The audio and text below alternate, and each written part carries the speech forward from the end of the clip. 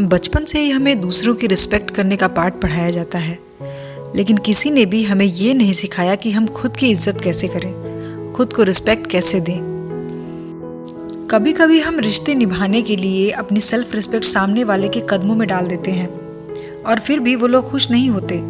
लेकिन क्या सिर्फ आपको ही रिश्ते की ज़रूरत है, उनको नहीं?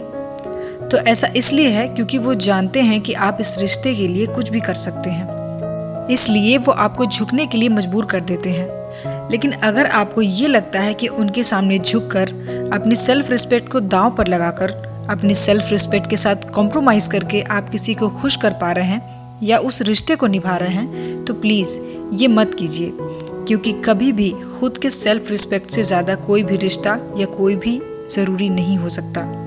क्योंकि वो लाइन तो आपने भी सुनी होगी कि इज्जत कमाने में सालों लग जाते हैं और उसे खोने के लिए सिर्फ 1 सेकंड ही काफ़ी होता है।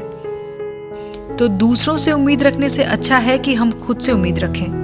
इम्पॉर्टेंट ये है कि हम खुद को सक्सेसफुल बनाने के बारे में काम करें, और अगर अपने आप को सक्सेसफुल बनाना है तो दूसरों के अलावा अपने बारे में भी अच्छा सोचना होगा। खुद की रिस्पेक्ट करके आप सक्सेसफुल बन सकते हैं और रिस्पेक्ट ना करके आप अनसक्सेसफुल भी बन सकते हैं। तो ये फैसला अब आपके हाथ में है कि आप क्या करना चाहते हैं। तो अपनी सेल्फ रिस्पेक्ट बढ़ाने और उसको बनाए रखने के लिए हम क्या कर सकते हैं, वो कौन से तरीके हैं जो हमारी हेल्प करेंगे, तो ये जानने के लिए वीडियो को एंड तक ज़रूर देखिए। तो आज के इस वीडियो में मैं आपको कुछ यूज़फुल और प्रैक्टिकल टिप्स बताने वाली हूँ। लेकिन वीडियो स्टार्ट करने से पहले एक छोटी सी रिक्वेस्ट है गाइस कि अगर आप मेरे चैनल पे पहली बार आए हैं तो चैनल को सब्सक्राइब ज़रूर कर लें। यहाँ पर आपको ऐसी ही इंटरेस्टिंग और वैल्यूएबल वीडियोस देखने को मिलती रहेंगी। तो चलिए वीडियो को स्टार्ट करते हैं। सबसे पहला पॉइंट है कंट्रोल योर इमोशंस।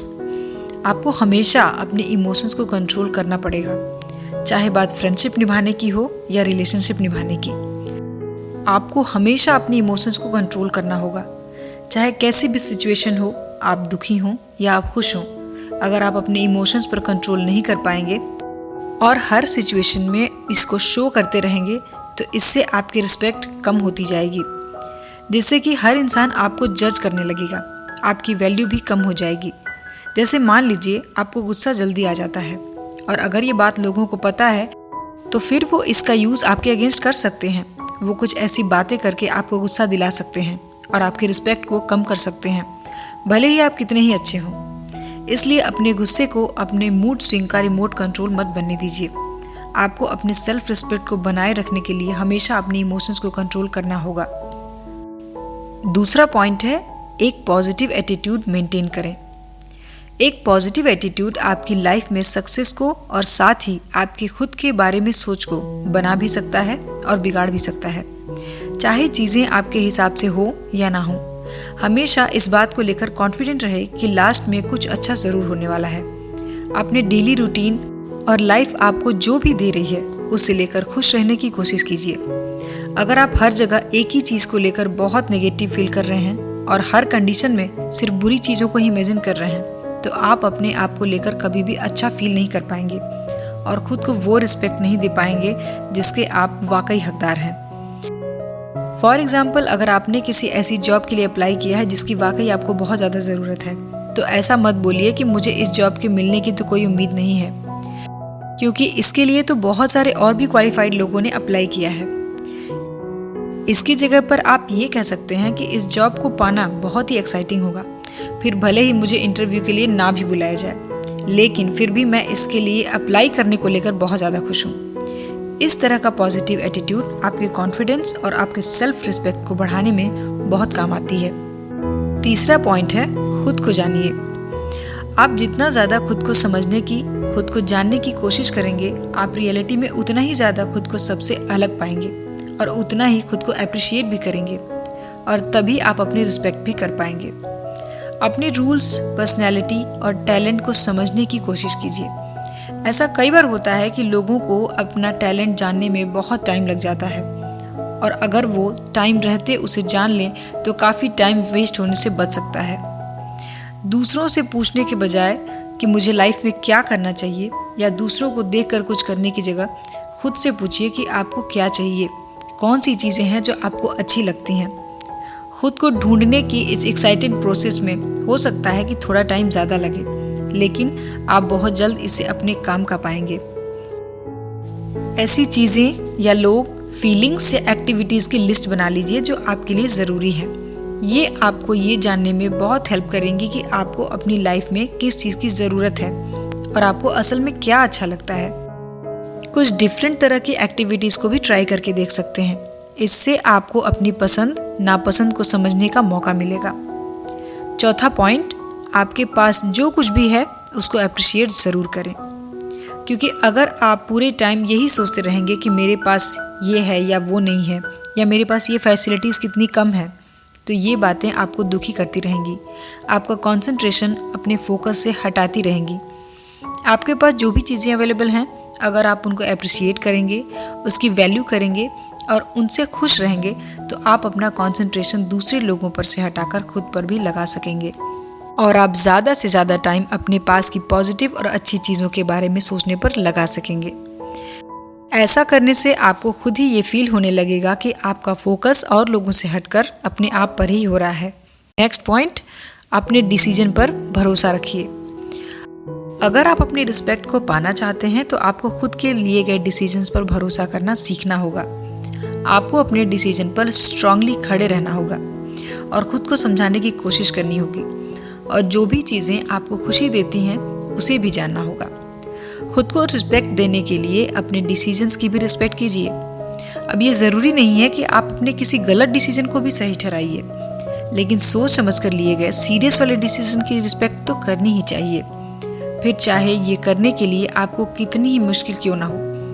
लोगों से एडवाइस लेने में कोई बुराई नहीं है और ये आपको एक ज़्यादा बैलेंस एटीट्यूड रखने में आपकी हेल्प भी करती है, लेकिन आपको अपना सारा टाइम सिर्फ अपने ऊपर डाउट करने में या आप जो भी कर रहे हैं वो सब गलत कर रहे हैं ये सोचने में नहीं बिताना है। और काश मैंने कुछ और किया होता या मैं कुछ और कर सकता था, इस बारे में सोचकर अपना टाइम वेस्ट नहीं करना चाहिए। तो सोच समझकर डिसीजन लीजिए और उस पर स्ट्रांगली खड़े रहने की कोशिश कीजिए। लास्ट पॉइंट है, अपने कॉन्फिडेंस को बढ़ाने की कोशिश कीजिए। अगर आप अपने आप से, अपने लुक से या जो भी आप कर रहे हैं उसको लेकर खुश नहीं हैं, तो ऐसे में आपके लिए सेल्फ रिस्पेक्ट को पाना बहुत मुश्किल हो जाता है। हो सकता है सेल्फ कॉन्फिडेंस बिल्ड करने में, उसे मेंटेन करने में बहुत मेहनत करने की ज़रूरत हो, लेकिन हर रोज़ कुछ छोटी छोटी चीज़ें करके भी आप अपनी सेल्फ रिस्पेक्ट की जर्नी को एटलीस्ट शुरू तो कर ही सकते हैं। अगर आपकी बॉडी लैंग्वेज में कॉन्फिडेंस और पॉजिटिव एटीट्यूड रहेगा तो लोगों को आपकी पर्सनैलिटी अपने आप अट्रैक्ट करेगी। जैसे आप जब किसी वेल ड्रेस्ड पर्सन को पॉजिटिव बॉडी लैंग्वेज में और स्माइल में देखते हैं, तो चाहे वो आपसे बात ना भी कर रहा हो, लेकिन हमारा अटेंशन अपने आप उसकी तरफ खींचता ही है। अच्छा पोस्चर, स्माइलिंग फेस, ये सब छोटी छोटी चीज़ें करते हुए आप अपने सेल्फ कॉन्फिडेंस को बढ़ा सकते हैं और आपके सेल्फ रिस्पेक्ट को भी बढ़ाने में ये बहुत हेल्प करेंगी। सारे पॉइंट्स को एक बार रिवाइंड कर लेते हैं। पहला पॉइंट, अपने इमोशंस पर कंट्रोल करना सीखिए। सेल्फ रिस्पेक्ट बनाने के लिए अपने इमोशंस को कंट्रोल में करना हमें ज़रूर सीखना चाहिए। दूसरा पॉइंट, पॉजिटिव एटीट्यूड। लाइफ के हर सिचुएशन में पॉजिटिव एटीट्यूड होने से उस सिचुएशन को एक्सेप्ट करने में थोड़ी आसानी हो जाती है। तीसरा पॉइंट, खुद को जानिए। खुद को अच्छे से जान कर ही और खुद के टैलेंट को अच्छे से पहचान कर ही हम खुद की और दूसरों की रिस्पेक्ट कर सकते हैं। चौथा पॉइंट, आपके पास जो भी है उसे अप्रिशिएट ज़रूर करें। इससे आपका कंसंट्रेशन डिस्टर्ब नहीं होगा और सिर्फ अपने ऊपर ही फोकस रहेगा।